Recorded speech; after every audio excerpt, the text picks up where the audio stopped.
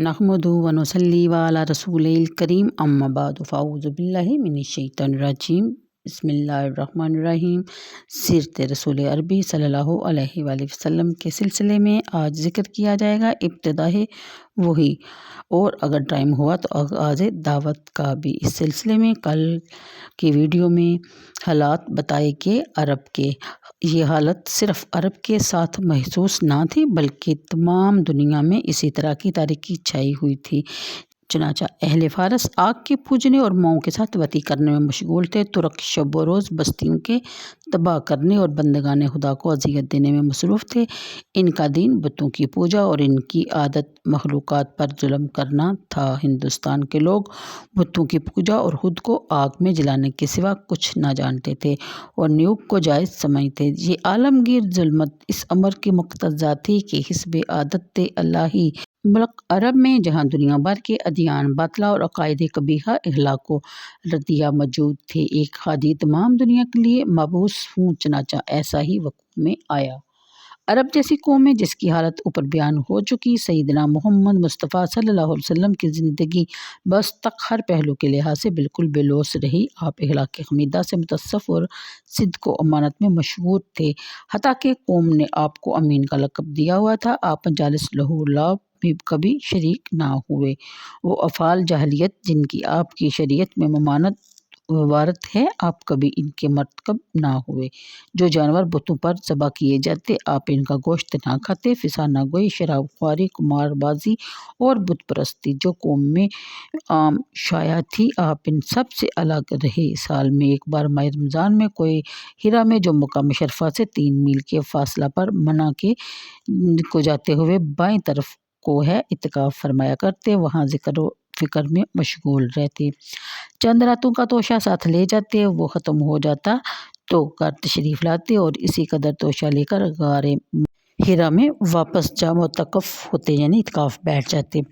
इब्तिदा ही वही, जब आपकी उम्र मुबारक 40 साल की हुई तो अल्लाह ताला ने आपको मनसब नबुव्वत से सरफराज फरमाया। वही की इब्तिदा रुआए सादका से हुई। कुछ आप रात को ख्वाब में देखते, बाइना वही ज़हूर में आता। 6 माह इसी हालत में गुजर गए कि एक रोज़ आप हिस्ब मामूल गारे हिरा में मुराक़ब थे कि फ़रिश्ता जिब्राईल आपके पास आए और आपसे फरमाया कि पढ़िए इक़रा।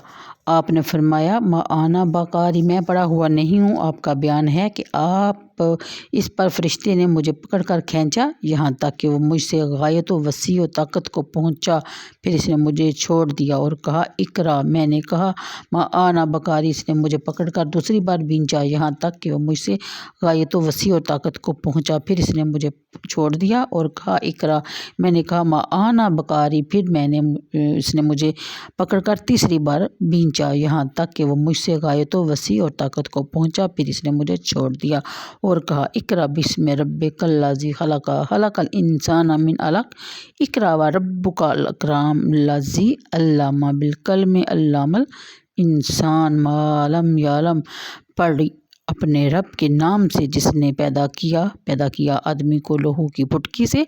पढ़ और तेरा रब बड़ा करीम है जिसने इल्म सिखाया, कलम से सिखाया आदमी को जो कुछ वो नहीं जानता था। ये सबक पढ़कर आप घर तशरीफ़ लाए और तेजा से सारा किस्सा बयान किया और आपको अपने चचेरे भाई वर्का बिन नौफल के पास ले गई, जो ईसाई और तौरात अंजील का माहिर थे। इसने ये माजरा सुनकर कहा कि ये वही नामूस फरिश्ता है जो हज़रत मूसा पर उतरा करता था। इसके बाद कुछ मुद्दत तक वही बंद रही ताकि आपका शौक़ और इंतज़ार ज़्यादा हो जाए। फिर ये आयतें नाज़िल हुई, या अय्युहल मुदस्सिरु कुम फ़अन्ज़िर व रब्बका फ़कब्बिर व सियाबका फ़ताहिर रुज्ज़ा फ़ाजुर।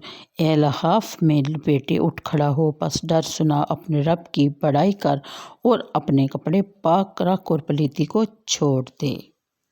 यहाँ से आगाज़ दावत शुरू हो चुकी थी, लेकिन अलान दावत का हुक्म ना आया था, इसलिए आपने पहले खुफिया तौर से इन लोगों को दावत इस्लाम दी जिन पर आपको इत्मीनान था और जो आपके हालात से बखूबी वाकिफ़ थे। इस दावत पर कई मर्दों ईमान लाए, चनाचा मर्दों में सबसे पहले जो आप पर ईमान लाए वो हज़रत अबू बकर सदीक़ हैं। लड़कों में से सबसे पहले ईमान लाने वाले हज़रत अली मुर्तज़ा हैं और औरतों में हज़रत खदीजतुल कुबरा। आज़ाद किए हुए ग़ुलामों में हज़रत ज़ैद बिन हारिसा خمسہ اور غلاموں میں حضرت بلال ہیں۔